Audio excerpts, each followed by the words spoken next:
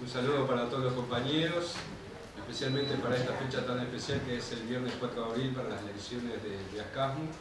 Como agrupación hemos hecho una apuesta muy fuerte a la Federación Uruguaya de la Salud y al PCNT. Hemos aportado por el Movimiento de Defensa de la Salud, recogiendo las 56.000 firmas con una plataforma para los usuarios. Y hemos aportado también para la lucha de las nuevas categorías dentro de la salud.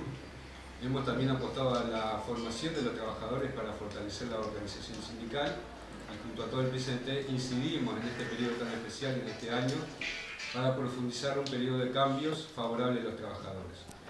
Con respecto a ASCASMU, creemos que hacemos un aporte importante también, no solamente para la FUS y el PCNT, sino a nuestro sindicato, con una metodología de trabajo que hace que las reivindicaciones sean llevadas con un método que no es demagógico, sino que son situaciones sentidas por los trabajadores, como el pasaje sobre el lado FUS a ASCASMU o el presentismo del 15%.